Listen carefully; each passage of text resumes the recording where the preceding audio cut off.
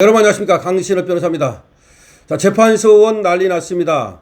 벌써 36건이 접수가 됐고 하루 만에 20건이 접수가 되기도 했습니다. 재판소원 양문석조차도 또 헌법재판소로 달려갔습니다. 그리고 또 찌양을 갖다 괴롭혔다라고 해서 대법원에서 확정이 된 구제역이라고 하는 사람도 있죠. 여기도 또 이제 헌법재판소로 가보겠다는 겁니다. 지금 대법원에서 확정이 돼도 이제는 대법원 판결도 확정 판결이 아닙니다. 이제는 헌법재판소로 달려갈 구멍이 또 생겼습니다. 자, 이거는 누구에게는 기회가 될 수 있겠죠. 하지만 이거 누구에게는 지옥이 될 수밖에 없습니다. 예를 들어서 대법원에서 이혼 판결이 났다고 칩시다. 그럼 그걸로써 이혼이 돼야 됩니다. 그런데 또 헌법재판소로 달려가서 몇 년을 끕니다. 그 사이에 재산 분할도 안 되고 그 사이에 모든 신분 관계가 불안정해지고 그야말로 삶이 말이죠, 지옥이 될 수 있습니다. 그뿐이 아닙니다. 내가 누구한테 돈을 빌려줬다가 뜯겼어요. 그래서 민사소송도 하고 형사소송도 했습니다. 그래가지고 대법원에서 확정 판결이 났어요. 그런데 이걸 갖다가 또 이 사기꾼이 헌법재판소로 끌고 갑니다. 그러면 언제 끝날지 모릅니다. 재판하다가 재산 다 탕진하고 재판하다가 죽게 됩니다. 어제 김순환 시민단체 서민민생대책위원회 총장이 저한테 전해준 뉴스는 너무나 충격적입니다. 벌써 헌법재판소로 달려가겠다고 지금 하는 사람들이 수십 명이 자기가 알고 있는 것만 해도 있다, 이런 얘기입니다. 지금 변호사들은 말이죠, 지금 헌법재판소 특수가 생겼다고 하면서 이걸 갖다가 지금 수주하겠다면서 벌써 선전에 나서고 있습니다. 벌써 대형 로펌은 하나의 엄청난 시장이 생겼다. 이 시장을 어떻게 뚫을 것인가, 어떻게 확보할 것인가, 난리가 났습니다. 지금 대법원에 올라가는 사건이 4만 건이 넘습니다. 약 5만 건 가까이 됩니다.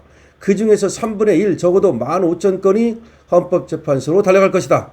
그럼 헌법재판소에서는 도대체 이 사건을 어떻게 처리할 것인가? 그만한 인력이 없습니다. 자, 그만한 인력이 없어요. 그러면 여기 엄청나게 이제 과적 현상이 일어날 것이고, 그러다 보면 사건이 안 끝나고 헌법재판소 가면은 뭐 2년, 3년 기다리고, 근데 오히려 시간 끌려고 가는 사람이 많기 때문에 재판이 빨리 끝나는 걸 원치도 않을 겁니다. 도대체 어떻게 하겠다는 것인지 헌법재판소도 하나도 준비가 돼 있지 않다는 겁니다. 그런데 정작 말이죠, 진짜 멘붕이 온 건 어디냐?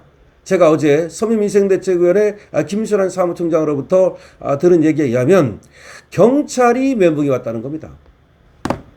지금 경찰에 말이죠, 경감급이라든지 경정급이라든지 여기가 이제 경찰의 중추적인 역할을 하는데, 어떻게 보면 이제 이 사건을 갖다가 불기소를 할지 어떻게 할지 경찰이 이제 결정을 해야 되잖아요. 그걸 결정하는 급이 그 정도 된답니다. 그런데 과부하가 걸려가지고 1인당 100건씩 말이죠, 갖고 있고, 어떤 또 경찰은 몇백 건씩 갖고 있고, 이렇게 지금 과부하가 걸리고 있다는 겁니다. 형사 고소 고발 사건 말입니다.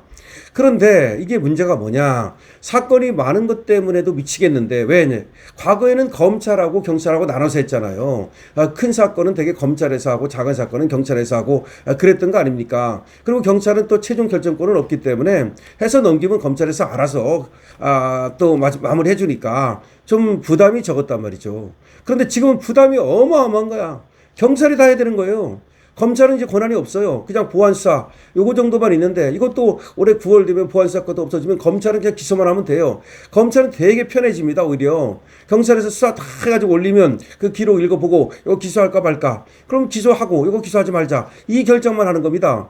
그러니까 검찰은 이제 판사하고 비슷해지는 거야. 판사가 어디 안 가죠. 법원에만 앉아있죠. 법원에만 앉아있어가지고 갖고 오는 사건만 처리하죠. 근데 이제 검찰도 어디 갈 필요가 없어. 검찰청에 앉아가지고 갖고 오는 사건만 이거 기소할까 말까. 그럼 다 누가 수사해야 돼? 다 경찰이 수사해야 되죠. 경찰만 지금 과부하 걸려갖고 죽어나는 거예요. 그럼 어떤 사람들은 야, 경찰 권력이 많아져서 좋아하겠네. 무슨 소리 하는 거야? 무슨 권력이 많아요? 어차피 수사하는 게 얼마나 힘든 건데. 그리고 기소 여부는 어차피 또 검찰이 하는 거고, 또 유무죄 여부는 판사가 하는 건데, 결국은 경찰은 말이죠, 더 일만 많아지고 더 의무만 많아지고 고생이 많아진 거야. 그것까지는 참을 수 있다. 그것까지는. 사실은 그것도 참을 수 없어가지고 지금 많은 사람들이 경찰들이 사표를 내고 있습니다. 왜냐하면 너무나 많은 지금 과부하 걸리니까 그거 하다가는 죽을 지경이니까. 그런데 거기까지는 그렇다고 쳐. 문제는 뭐냐? 자, 법 왜곡죄예요. 모르는 사람들은 법 왜곡죄가 무슨 판사하고 검사만 잡으려고 하는 그런 제도인지 아는데 그게 아니야. 법 왜곡죄는 수사하는 사람, 재판하는 사람 다야. 그 수사하는 사람이 누구야? 경찰이 수사하는 사람이지 뭐예요. 그러니까 경찰도 만약에 지금 마음에 안 들게 어떤 처벌을 한다든지 마음에 안 들게 어떤 결정을 내리면 법 왜곡죄로 걸릴 수가 있는 거야. 그냥 법 왜곡죄로 걸어버리는 거야. 무조건 그냥 경찰을 갖다가 법 왜곡죄로 고소하고 고발할 수 있다는 얘기가 되는 겁니다. 그러니까 이 경찰들이 죽어라고 수사해서 어떤 자기가 결론을 내면 더군다나 경찰들은 법을 갖다가 완전히 전문가는 또 아니잖아요. 그런 상황에서 자기는 자기 나름대로 최선을 다해 수사를 했고 자기 나름대로 정말 공정하게 판단해가지고 어떤 결정을 내렸어. 그런데 너 법 왜곡죄야? 너 왜 법을 그렇게 적용을 해? 그 법은 이런 뜻이고 이런 건데 너 일부러 말이야 고의로 나 엿먹이려고 이렇게 법을 왜곡해가지고서 나를 갖다가 유죄로 판단했지? 너 법 왜곡죄야? 너 이거 말이야 이거 아닌데 너 일부러 피해자를 갖다가 안 봐주고 오히려 가해자를 갖다가 너 봐주려고 그렇게 또 이거 무혐의한 거 아니야? 뭐 이런 식으로 가해자는 가해자대로 피해자는 피해자대로 불만이 생길 거라는 거지. 그럼 무조건 우리나라 사람들 아시잖아요. 그냥 법 왜곡죄로 때려넣고 볼 거라는 거지. 그러면 이게 도대체가 경찰부터 시작해가지고서 계속해서 법 왜곡죄, 그 다음에 또 검찰 법 왜곡죄, 판사 법 왜곡죄, 1심 판사, 2심 판사, 3심 판사 법 왜곡죄, 그 다음에 헌법재판관들도 이것들도 골치 아파진 거야. 이것들은 자기들이 법 왜곡죄하면 좋아가지고 야 우리가 대법원 위에 올라가는 거야. 대법원보다 우리가 힘이 세져. 이렇게 좋아할지 모르지만 헌법재판소 니들도 법 왜곡죄 대상이야. 그러니까 수사하는 사람, 재판하는 사람이 다 법 왜곡죄 대상이기 때문에 얘들도 다 법 왜곡죄로 또 고발할 수 있는 거예요. 근데 문제는 예를 들어서 이런 거 한번 생각해 봅시다.